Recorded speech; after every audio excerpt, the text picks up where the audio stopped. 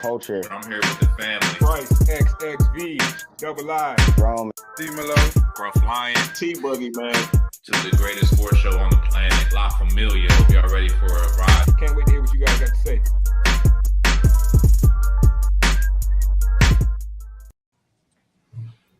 Yes, sir. We back. It's your favorite Commander show. Hail to the culture. I'm your host today at Bryce XXV. As always, I'm joined by my guy. Introduce yourself, brother. Young Rome 22, man. You know what it is. Young Rome 22 on all socials as always, man. Here to talk Commanders. It's been I want to say up and down, but mostly down season.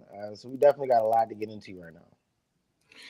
Yeah, bro, mostly down for sure. And you're right. There's a lot to talk about.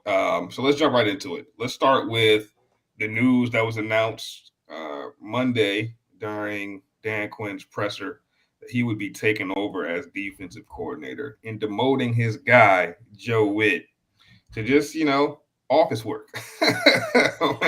They got Joe Whitt on desk work, bro. Man, what were your first reactions when you heard that, Ron? It took too long, bro. It was too little, too late. I actually felt like DQ is in a way doing himself a disservice because now DQ is going to call a defense that's depleted. Like you got hella injuries. You're missing Lattimore. You're missing Amos now. Will Harris ain't back yet. So the defense has already been struggling. Deron Payne's going to be suspended for a game. We'll get into that too.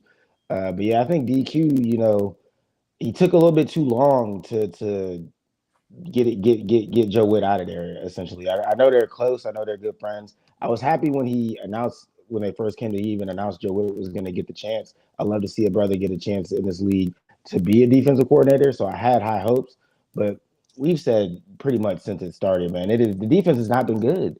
It hasn't been good since Joe Whitt took over, and that's just the fact, bro. So I think it took a little bit too long. I'm not too confident in what Dan Quinn's going to do with what's left of an already bad defense.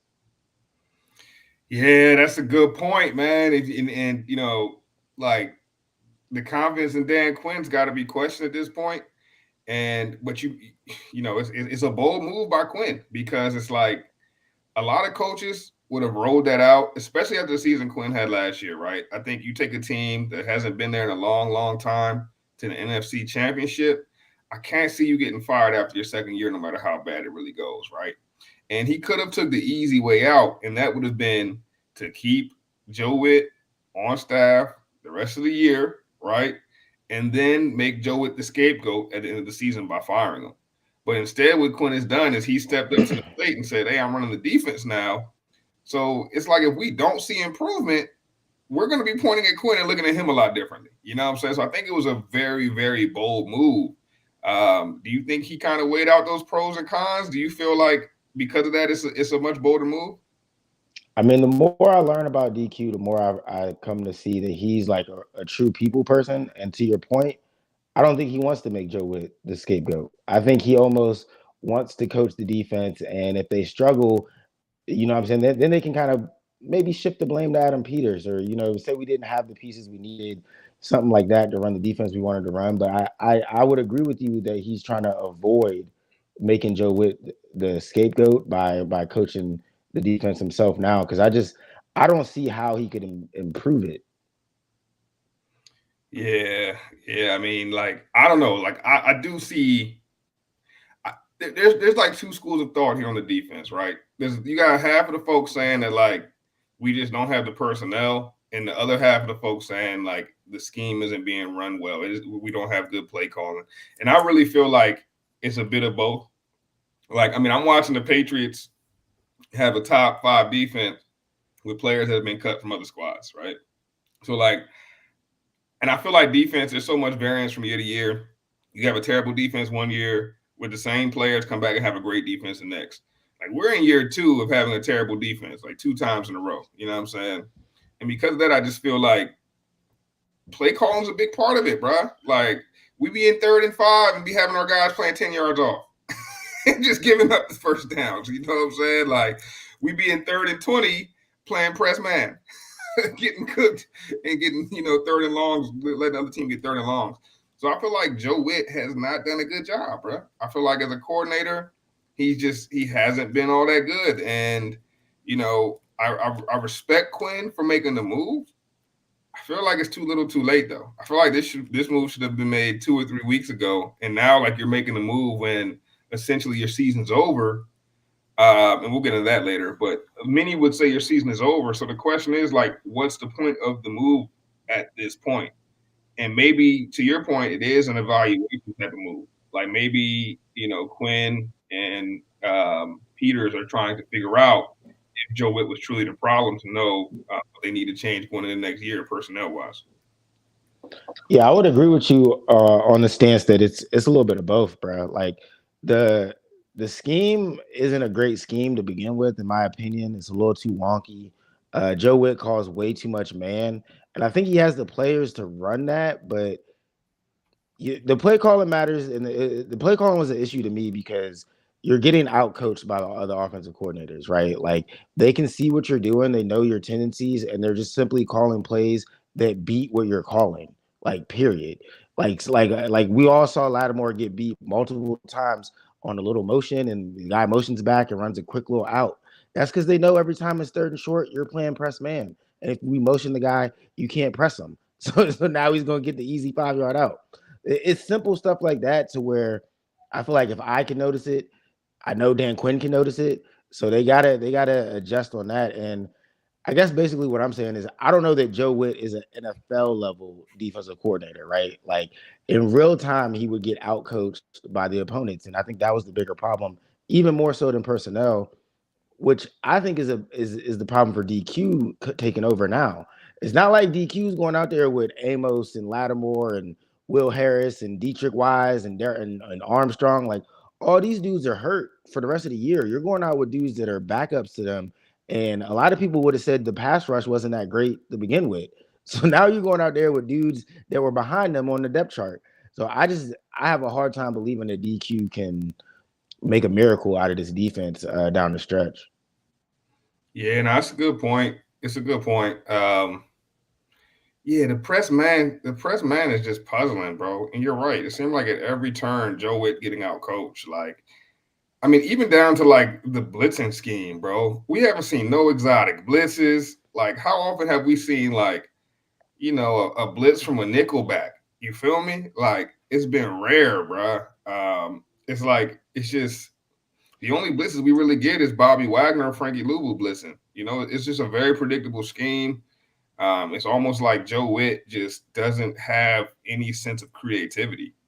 And then the other thing I would say that I don't really like about Joe Witt, and I wanted Joe Witt to succeed. Don't get me wrong, but I feel like Joe Witt is not super accountable in his press conferences throughout the season, right? Like he constantly blames it on communication between the players, but it's like, bruh, you're responsible for the communication between. Yeah, You know what I'm saying? He was yeah, always blaming on like we just got to communicate better. We got to communicate better. It's like, nah, bruh, you're responsible for that communication. So if that's the case, you need to say, I need to do a better job teaching. You know what I'm saying? I feel like that's just, I don't know. Joe Witt's got a lot of flaws as a D coordinator.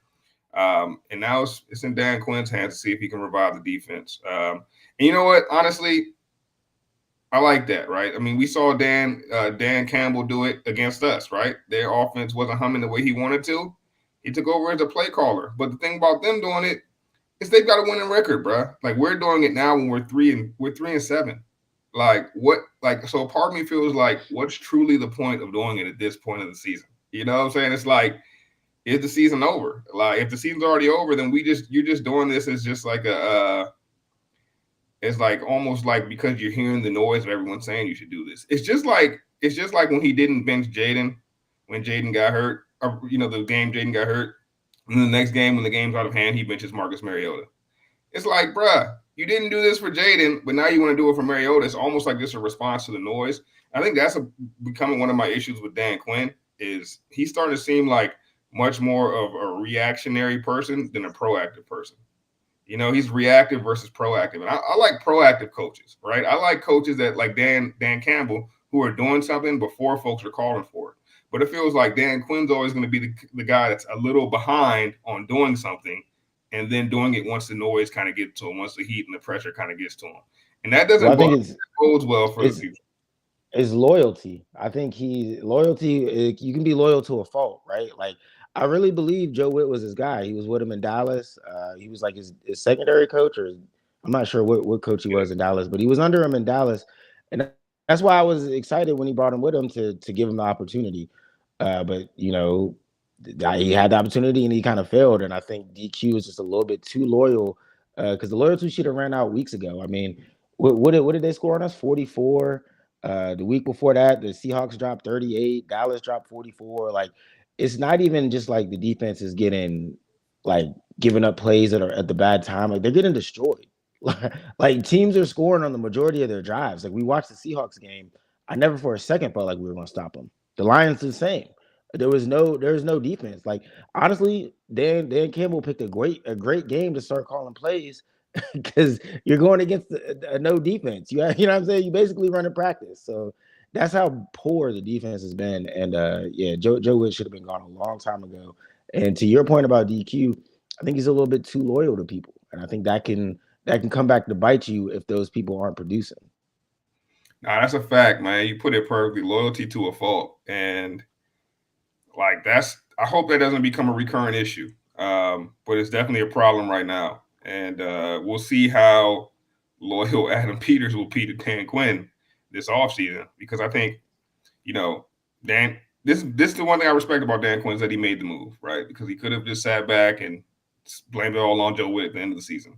But doing this now, it's like the pressure is really on you, because if you're unable to turn this around, we're looking at you with the side eye too. Um, so we'll see. Do you think there's any chance that Dan Quinn possibly gets fired this offseason? Nah, I don't think I can't see him getting fired. Like you said before the show started, he made it to the NFC Championship last season, so I feel like that gives you like a good leash, you know. Um, but even though this season has gone poorly, I think a lot of that can be contributed to injuries. I mean, they have a ton, like losing three defensive linemen, losing Terry, Noah. Those are your two of your three starting wide receivers. Jayden's been in and out of the lineup all season, so it's been a rough go. So I wouldn't call for DQ's job, but we've said it for a few weeks now, and it's mostly because of the Joe Witt situation. Some of these things are starting to get questionable, and it's going to pile up, so it doesn't look great for DQ. But I think he's got enough of a leash from last season to be straight right now. Yeah, I'd say so too. Like, you take a team like that hasn't seen much success over the years, the NFC Championship game, you should be relatively safe. But like, I also, you never know, right? If the wheels truly do fall off this year, like I'm talking about, like don't win another game. Yeah, it would have to get uglier than it is now, and I mean like it would have to be situations where like let's say Jayden comes back.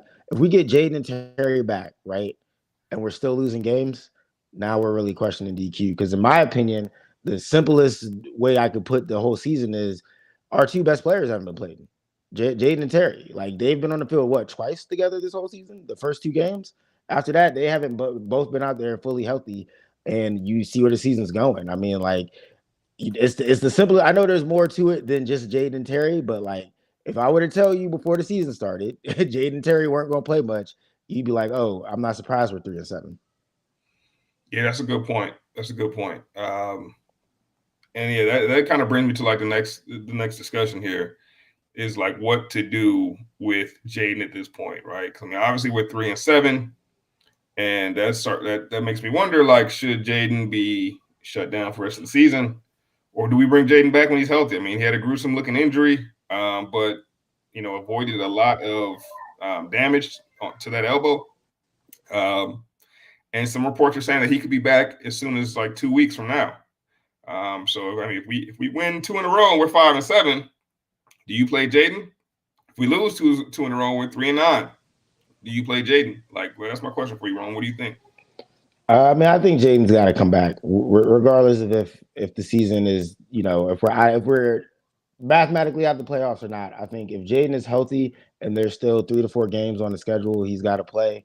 I know, and myself included, a lot of people were upset at DQ for not pulling him out of that game, and I gotta put it like this, man. We're all sitting from the seat of a fan we're all sitting from the seat of the non-competitive mind state, right? Now, me and you have both played sports, and we both know how to tap into that competitive mind state. And I say that to say, you and I both know that in that moment, if we were out there, neither you or I would have wanted to come out that game. DQ has to have the foresight, obviously, to pull Jayden out the game and to make those kind of decisions. But when you're truly a competitor and when you're in those moments, your brain's just not thinking, let me pull somebody out or let me come out the game. So if Jayden is 100% healthy and there's nothing holding him back in December and January from playing those last 3 to 4 games, I I can't see a solid reason to not play him. If the reason is we don't want him to get hurt, well then why do we play him at all? Like why is he playing football? Like you can't. I just hate that mentality of like we got to protect this player from getting hurt. They can get hurt on any play, bruh. Like Jayden could have done that play on in the first quarter, and you know what I'm saying. Like so, I just feel like if you're healthy and you're a football player, bro, you got to be out there, and injuries are just part of it. That's a fact. That's a fact, and I tend to agree with you there. I think like if Jaden's healthy, he's got to come back and play. But I do think there's another side to it where it's like, okay, one, why risk any further injury, right? If we don't have the team around him. But two, it's like, hey man, the more we lose, the nicer that draft pick is, and we are clearly a team void of some young talent, right? I mean, we don't have outside of Jayden, you really can't point to one guy that's under 25 that you would say this is truly a franchise pillar. Maybe Connerly becomes that. I think Amos shows some real flashes of being that.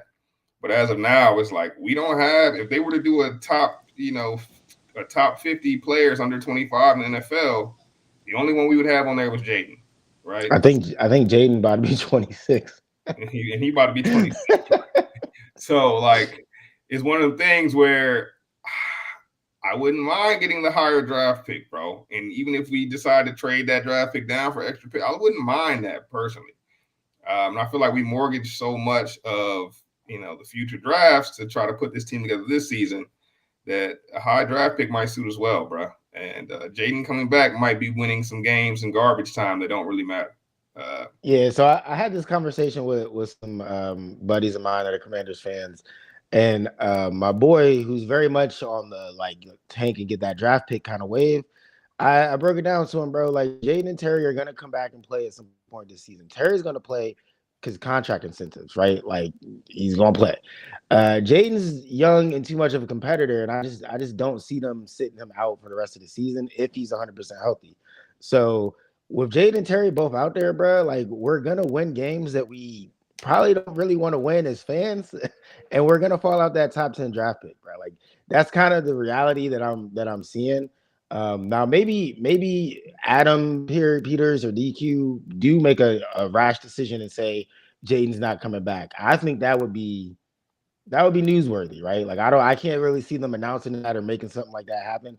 But yeah, if we don't have Jayden out there, if it's just Marcus for the rest of the season, we probably end up with a top 10 draft pick. I mean, we definitely need the top 10 draft pick, but tanking in football is tough for me because I'm like, you put those players out there on the field. We talk about all these risk of injuries, bro. If I'm out there, I'm not trying to lose. Like, you know what I mean? Like, if I'm Marcus Mariota, I'm thinking about being a starter for another team next year, potentially, or you know what I'm saying, like that type of thing.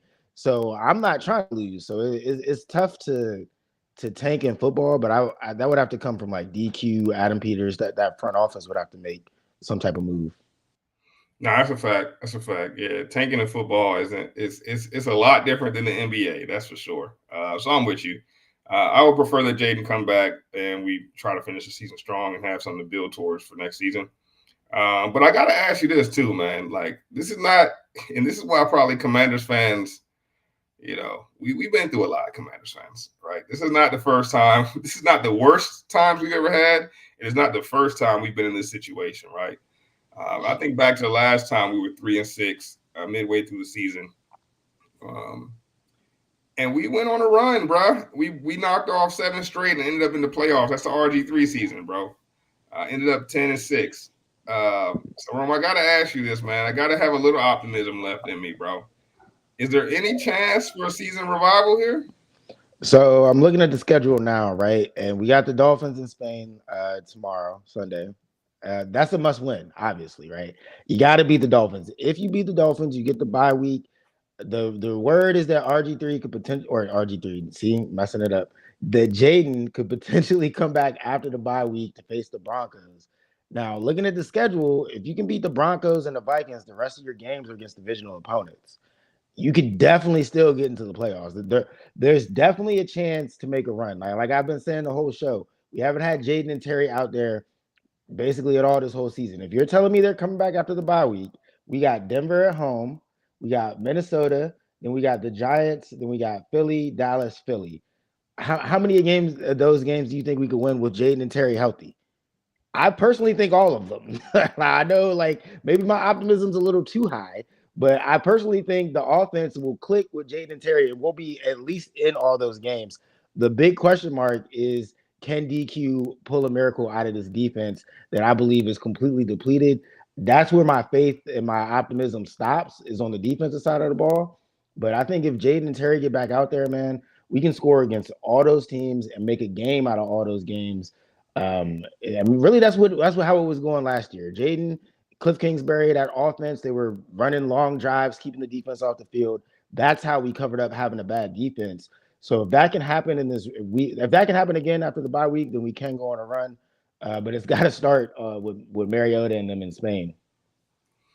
Yeah, dog. Like, it's definitely not an impossible feat, but it would take a lot. And the reason I say that is because one, we'd have to win out. We'd have to win every game from here on out, right? But two, the Eagles would have to regress, because I think our only chance in would be to win the division, right? Because like the NFC is a lot stronger than we anticipated. And we've got teams that have winning records that are second, third in their division, right? I think about that NFC West. That's like crazy strong randomly, right? Rams, Seahawks, and Niners all winning. So like I would say it's a possibility, but we would definitely need the Eagles to fall off a cliff. And I don't think that is more likely than I think people realize. I think there's a lot going on in Philly. I think them imploding is not out of the question. And then we've got them twice down the stretch. So if you can somehow go on this, 3-4 game winning streak with 3 games left, one against Dallas, 2 against Philly, beat Philly twice.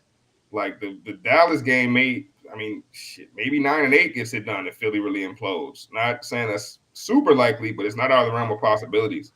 So like, yeah, I guess, we're still fighting for something, no matter how slim the chances are. Yeah, like you said, the NFC West is probably going to take up one of those wild card spots. Another Right. problem with the with the wild card is that we lost to the Bears and the Packers. Now those games are going to come back to haunt you, because even if those teams could fall off too, but now you just need more help than you would like. You don't control your own destiny. So you winning out is probably the clearest path. Otherwise, you need this team to beat that team and all this other stuff. So I think the Eagles, like to your point about the Eagles imploding, I see that coming. I know a lot of people poo-pooing the AJ Brown noise, but I think AJ Brown is the squeaky wheel, and I think that wheel is gonna fall off, and that whole thing could crumble for Philly. So I have faith in the Commanders. I don't know if we make the playoffs this year, man, but I don't. Everyone out there that's hoping for a high draft pick, man, I don't think we're gonna end up in that realm. I think we end up competitive down the stretch and win more games than we want, because we probably won't win out, but I think we'll win too many to be a high draft pick and not enough to get in the playoffs. Yeah, not facts. We'll see. We'll keep our fingers crossed. We're not expecting much. We're not telling y'all this is going to happen. What we're saying is, like, if there's a chance, right, we got to keep some optimism. Now, if they lose in Spain, so everything else changes. Everything I said today, the draft pick situation, all that changes. Maybe Jayden's not 100% if they lose in Spain. You see what I'm saying? So like I don't know. The game in Spain could change a lot of things. Nah, yeah, it's over if they lose that. So let's get into that game a little bit in the matchups that are in front of us. A lot of speed over there in Miami, bro. A lot of speed, and we do not do well with speed. And I think my biggest concern going into this game excuse me, is definitely Devin A-Chain, bro. That boy is a beast, bro. And like the way our the edges of our defense, bro, have been We weak ain't as got, hell we this ain't season. got no edge. We We have ain't no got edge. no edge, bro. We We ain't ain't got got no edge. no edge, bro. And like I can just see it. I can see Devin A-Chain going for a buck 25, bro. Like I can see him breaking off 2 or 3 50, 60-yard runs. I almost think it's inevitable that he breaks off one long run, 140 plus touchdown. I really think that's inevitable. And the question is, if can we hold him under 100? Like we're gonna have to hold A-Chain under 100 to have a chance. What do you think about the matchup between A-Chain and our defense? Oh man, that favors A-Chan heavy, bro. Like we got a bunch of old dudes out there that can't keep up anyway. Like we just said, there's nobody sets an edge, man. If y'all watch these games, if y'all watch any tape, almost anybody can bounce to the outside on the Commanders, man. It's kind of pathetic. It's like football 101. Maybe that changes with Quinn. Maybe we'll see. But I still think Bobby Wagner's an excellent linebacker. But when you got speed like that at his age, he's not going to get to the guy. You know what I mean? That's just what that is. So I like Achan a lot in this matchup. I think if we can contain them, though, that favors us because they do have speed at wide receiver. But Tua's having a very struggle season. Tua has not looked hot this season. So, don't let Tua, break off a crazy game against you. That would be crazy. That would be insane. So Achan is one thing, but if you can contain Achan and make it a passing game, I think you can get to Tua, even though we lack a pass rush. I still think you can get to Tua because he's kind of a one read. If you take his first read away, he kind of panics. So I think that's where your advantage lies. You got to get them into second, third, and longs. Don't let Achan eat, or it's gonna be a long day. Nah, facts. Tua's been crazy up and down, man. It's like sometimes Tua has a good game, and sometimes he's just downright awful. And he's putting a lot of balls up for grabs, bro. Like there's gonna be chances to create turnovers. I mean, I know we're probably bottom 3 in the league in creating interceptions, but this is a game where we should have one to two takeaways, man. And like if we don't come out of this game with I would say at least 2 takeaways, I don't think there's really that means Tua had a good game. You know what I mean? Because Tua's game is like if he doesn't throw picks, he's throwing bombs and dropping bombs on your head. So Yeah, you got to come out of this game with 2 takeaways. There's no question.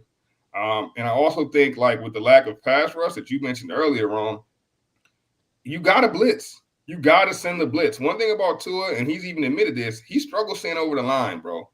You need to send blitzes. Guys need to have their hands up when Tua's throwing. We got to get some balls batted down at the line, and you got to create that pressure for him, man. I think if you create some pressure early with some exotic blitz looks, you got a chance to really rattle Tua. But like if you allow Tua to sit back there and get comfortable, he's gonna find Jalen Waddle. He's gonna find Malik Washington, like, and they're gonna get yards after the catch because our yeah, defense is just susceptible to that speed. yeah. Our DBs, I don't like the matchup with the DBs versus the receivers. Like you said, they got to have to blitz and get into his face. That's going to be how the defense can take advantage. But then I'm also interested to see what the Dolphins do with Mike McDaniel as their coach right now, because I think his time is going to be up in Miami, and I think if Cliff ends up leaving Washington, there's a small connection with him and with Quinn and McDaniel. So we might be looking at our future OC on the other side. We could shelve that, talk about that another time. But yeah, man, they're just looking into the crystal ball there. Bro, I would love we got Mike McDaniel. I'm a much bigger fan of like the Mike McDaniel style offense, that Shanahan tree, than I am of like Cliff Kingsbury RPO offense. Yeah, I think both can work. But especially for Jayden's development and longevity, bro, I would love to see that offense applied here. And we've seen it work in the past with the Commanders, with the Redskins, right? So I would love that. And that's one thing about DQ, bro. For all of his flaws and faults, he's got a lot of good connections, bro. yeah, I think we should probably be expecting 2 new coordinators next season. And Mike yeah. McDaniel, he would be the leader in the clubhouse, per se, for me too. So we'll see. But I think if you lose this weekend, you kill those chances. Yeah. So there's a lot on the line this weekend, bro. Yeah, you definitely killed them chances, man. You gotta beat the brakes off him so he can get out of there. Right, facts. Because it's like if Mike Daniels loses to the Commanders, his job might be gone come Monday morning. Yeah, right. Oh man, a lot at stake this game, bro. A lot at stake. From an offensive perspective, what do you think we need to do to be successful Sunday morning? Run the ball. Run the ball, no turnovers. I think they got to get back to that. They got to get back to having long drives, man. Like it's funny because you mentioned it. Cliff's style of offense is very RPO. I don't want to call it college like because that has a negative kind of connotation, but you see those style that style majority in college, right? But Cliff has adapted it to the NFL and it works well. But I think it works best when you're sustaining long drives and you can do that by running the ball. So he's got to run the ball on first and second down, get in the third and shorts, fourth and shorts, and keep the Dolphins off the field and make Tua have to pass. And that you got to play complementary football in that sense. So I think for the Commanders to win this game, they got to get back to running the ball and having long drives. Yeah, I think I agree. I mean, I think that's always a good recipe, right? And we've been calling for them to run the ball for weeks now.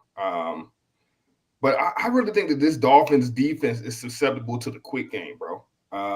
Well, I was gonna say that too. So like, because that a lot of that is what Cliff did last year. It wasn't just runs; it was like long handoffs, so to speak. Like you know what I'm saying? Like your guys running like a 3 to 5 yard curl, and you just getting it to them quick. So either way, that will sustain drives. If you do that on first and second down, you get in the third and short, then you can run it however you want to get to it. But I definitely think running the ball in quick game. I'm old school though, man. You know, we getting older. I'm used to teams that like actually run the ball. Like nowadays, it is a lot of quick game. Yeah, and like the Dolphins defense has really been doing well against the rush recently. They've really been able to defend the rush well. And I think I mean they're still like lower in the league, but just the last few games they've been doing a lot better. And I feel like the quick game they're going to be susceptible. I need Zach Ertz to have a good game this week. Yeah, get Zach Ertz involved. Get Debo involved around the line of scrimmage. Usually I hate those plays, but I feel like against the Dolphins, this will work a lot better than most. I want to see one or two of those end rounds to Debo. I think we got to get Debo involved early and often. I feel like early in the season, we were doing a really good job up and probably through that Atlanta game. We were doing a really good job of getting Debo involved early and often. Recently, not so much. So Debo needs to be a big factor here. Well, I mean, hopefully Debo holds onto that rock, man, because I think it was the Chiefs game where he had that they were getting him involved. Like, so I mean, Debo's got to maintain his high level of play. My only knock on Debo, I don't really have any knocks on Debo because I think he's a high level player, but like he's not consistently a high level guy, if that makes sense. It's like, he'll have a couple games where he's going crazy and then a couple games where he's quiet. So right now, especially in this specific game, the Commanders need a Debo game. Yeah, for sure. Definitely need a Debo game, man. And then like going back to the Russian attack one time, like, bro, I need Chargers Bill back, bro.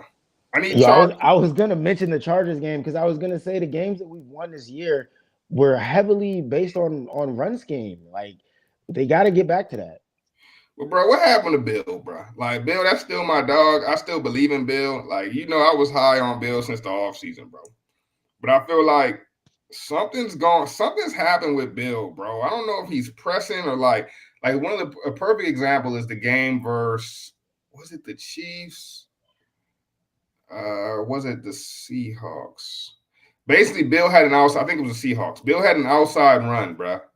Had the first down and maybe more if he stays outside. But for some reason decided to cut it inside while he already had the edge. Ends up getting tackled for like a 2-yard gain instead of getting the easy first down. I'm just like, yeah, something not right with Bill, man. But I need Bill to get back to that Chargers Bill, that Bill that we saw early in the season that was steadily improving, that we were demanding gets more carries. Because recently this ain't the Bill we thought we was getting after that Chargers game. He's been a whole, and honestly, it really started with that fumble game. I think that was the game right after the Chargers game where we had like 2 or 3 fumbles. He just kept putting the ball on was that the Bears? He just kept putting the ball on the ground. One against the Bears and the week before, I believe. So he had like two in a row. Yeah, and like I feel like that kind of killed his confidence. But I need Bill to get his confidence back, bro, because I love C-Rod. I love what C-Rod can do, but C-Rod not dynamic like Bill can be. And we need some dynamic playmaking on that in that rushing attack, man. So Bill, bruh, need you this week, bruh. Yeah, I would say Bill and Debo are my two players that I want to see step up on the offensive side. And then on defense, man, really just anybody. Like I want to see the players in the right position. Somebody make a play, like you said. There should be at least 2 turnovers in this game. So I mean, somebody on defense got to start standing out. Nah, facts, bro. Facts. Like you're right. Anybody, somebody, anybody make a play, man. I think one of the players I'm gonna have highlighted this week with Deron Payne being out is Johnny Newton, man. Yeah, Like, the more and more we start looking at these Adam Peters draft classes, bro, the more and more questions that are arising. Like I said earlier, man, no one's really emerged as like a tier one guy from any of these draft classes, if you ask me, except for Jayden. And Johnny Newton is the one that in the last couple of weeks has shown some real flashes. I mean, last week had his highest tackle output of his career, I believe, and would have had a sack if it wasn't for a terrible call. So I just feel like, man, Johnny Newton, this got to be your game to show that like you are one of the cornerstones of this team moving forward. So that's what I'm gonna be highlighting on the defensive side, man. I need a big game from Johnny. yeah. Honestly, it would be great to have a big game from Newton. Anybody on that D line, I would like to see step up. Kinlaw is the only one I have like strong faith in right now. And then the secondary, man, I was sick about Amos's injury. I thought he was putting together a pretty good rookie season. And it with Lattimore going out, I was excited to see him get into that CB1 role. But now, man, with him out, I think that really, really hurts not just the team, but hopefully he can get back right going into next year. And then I wanted to get your thoughts before we get out on Sanders still, because obviously I think they're going to kick him back outside. I don't see them putting Noah outside. So Sanders still struggled, man, in the slot. We know he was a guy last year that was pretty. I don't want to say dominant, but we made some noise for him for rookie of the year, defensive rookie of the year at certain points of the season. So, do you think we'll see any of those flashes with him going back outside? I hope so, man. And I feel like Sanders still in the slot is good in zone but terrible in man, right? So he's been getting exposed in that man coverage. Like, let's not forget, Sanders still got a receiver background, right? So when you put him in that zone, he's able to diagnose all of the routes around him. He can read them and get a couple picks. Like he got one against Detroit, right? He's had a couple. He's had a couple picks over the last few weeks. I mean, in fact, he leads the Commanders in picks. He might have our only picks. The more I think about it, Lattimore got one, but Lattimore do got that one against. Yeah, Lattimore do got that crazy one. To your point though, man coverage from the slot is different than man coverage on the outside. I don't know how many people realize that. It is, and to play man coverage from the slot, you really got to be crazy twitchy, right? Yeah. And Sanders still is more of a long strider than a twitchy kind of mover, but like. I think his skill set is perfect for the outside. I don't think they ever should have removed him from the outside. Like to me, that was stupid. Like he showed you in his rookie season that he can succeed on the outside. That's the hardest thing to find when it comes to corners. You feel me? An outside shutdown, and he showed some signs of that. And then they move him back inside. I thought that was idiotic. That just goes to show more on Joe Whitt, if you ask me. I don't ever think they should have moved Sanders still from the outside, but hey, this is where we are. Him going back outside, I expect him to succeed because I think that's just where he's a better player at.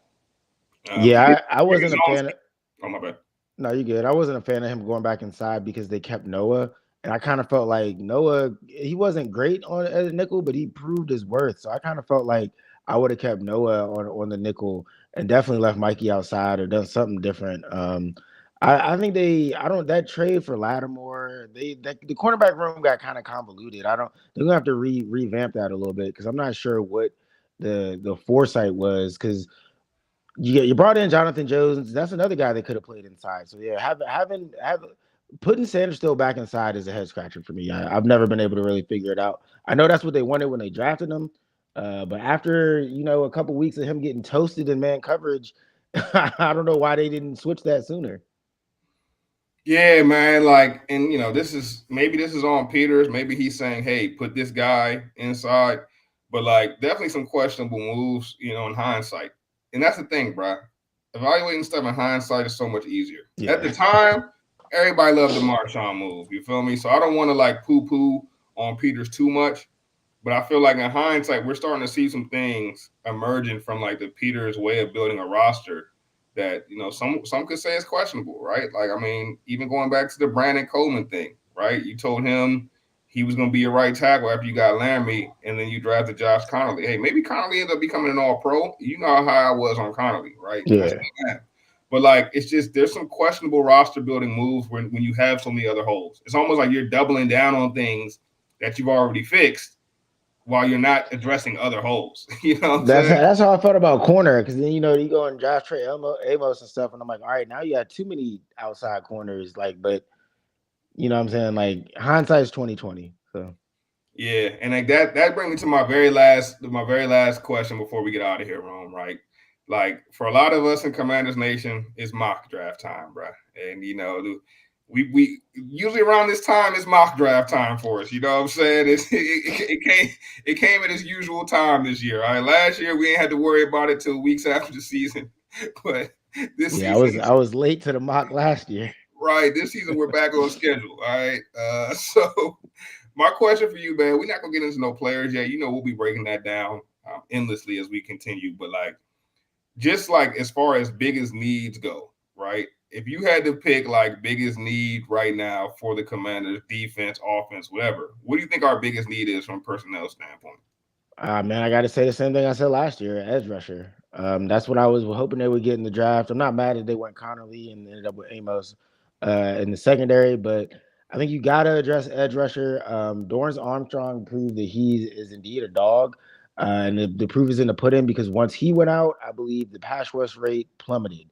So not only were you not really getting sacks even with Armstrong, but with Armstrong out, you're not even getting pressure.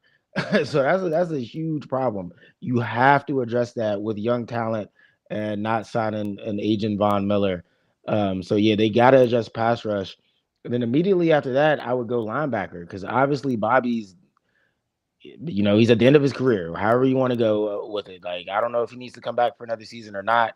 That's another discussion. But you gotta address the linebacker position in some form or fashion. I know they got a couple guys, Jordan McGee, some guys that want to develop. But to me, edge rusher and linebacker, you gotta those gotta be, one of your first two or three picks in this draft. Yeah, I feel that. I don't think you can go wrong there. And I'm real high on Jordan McGee. So honestly, I want him to take over the reins from Bobby right now. But that's just me. But I would Well, say, honestly, bro, if the season falls off, we were talking about should Jayden come back. If the season is over, I would much rather see Jordan McGee getting reps than Bobby Wagner. I love Bobby Wagner. I think instant Hall of Famer, one of my favorite players, even before he was on the Commanders. So no disrespect to Bobby, but like if our season's cooked, please play the young guy. nah, I'm with you there. I'm with you there. And I don't think we can go wrong with pass rush or linebacker. But for me, bruh, I need a dynamic receiver, dog. Like I need a dynamic receiver, and I love Terry. I love Debo. Good chance that Debo's not back with us next season. He might want too much money, but like, bro, I'm looking at like what the Bucks did bringing in the Buka. Imagine if the Bucks didn't have a Buka right now, like where they would be after losing Mike Evans, Chris Godwin struggling to get back to 100%, right? Like, bro, imagine where they would be as far as weapons go. And they Yeah, doubled down, right? They brought in, well, I guess they brought in Tez Johnson last season, right? And then the Buka this season. But I mean, they getting a receiver every single year, bro. And Ibuka in the first round is proven to be a godsend for that team. I need our Ibuka, bro. Like, I need a guy who can catch a 5-yard pass and turn it into a 25-yard game with some yak. You feel me? Like, that's what I need, bro. I need a dynamic playmaker. I really wouldn't even be mad if it was a tight end because, like, I'm looking at what yeah. Tyler Warren doing to the Colts offense. You know what I'm saying? Like, Harold Fanning over at the Browns, like that would work for me too. But really, I just need a dynamic offensive playmaker because I feel like part of the reason Jayden keep getting hurt is because Jayden is like shouldering the entire load on his own, bro. He trying to put the whole team, the whole offense on his back. And like if we could just get a guy that could take a little bit of that pressure off, you know what I'm saying? Even if someone gets hurt, like we're one of the teams where Terry goes down, we're screwed, bro. Yeah. Terry down, they go to season like that should not be the type of team we are, bro. I need another dynamic playmaker, another dynamic receiver specifically. If you asking me, And I hope Adam Peters realizes this, bro. And I really hope going into this offseason, Adam Peters is done with the Band-Aids. Laramie Tunsil, Yeah. Band-Aid. Marshawn Lattimore, Band-Aid. Bobby Wagner, Band-Aid, bro. These was Band-Aids, bro. We're trying to like, fix the ship with duct tape while the ship is leaking. You know what I'm saying? Let's start building the foundation, bro. We got our quarterback. Let's keep building on the foundation, man, with young players. So that's all. No, that's a great metaphor, man. It is a lot of band-aids that were being used, a lot of duct tape trying to put this thing back together. I agree completely, man. We got to get safely on land and rebuild the whole ship properly. Facts. And don't get me wrong, man. If you bleeding a little bit, that a Band-Aid can stop the bleeding. You know what I'm saying? Don't get me wrong. Like I'm not mad at the Band-Aids, but it's time to it's time to get a scab on there. Yeah. Yeah. Nah, yeah, you gotta heal properly, man. Nah, facts, bro. Facts. All right, man. Anything else wrong before we get out of here? Nah, man, I think that was an excellent point on the receiver front. I know a lot of people were like, "Oh, but they already got Terry. He's really good." To me, getting another receiver would help Terry. That would prolong Terry's career. That would, if I'm Terry, I'm asking y'all to get another guy because to your Ibuka point, Mike Evans is looking. Well, he was hurt for a little bit, but he's gonna be looking great too. You know what I'm saying? Because now he's not getting all the attention. So I agree with the dynamic receiver or tight end as well. And like you said, we'll definitely be breaking it down more as the time gets closer. Yes, sir. I'm looking forward to it, man. You know how we end each and every show. Hail to the Hell culture. to the culture.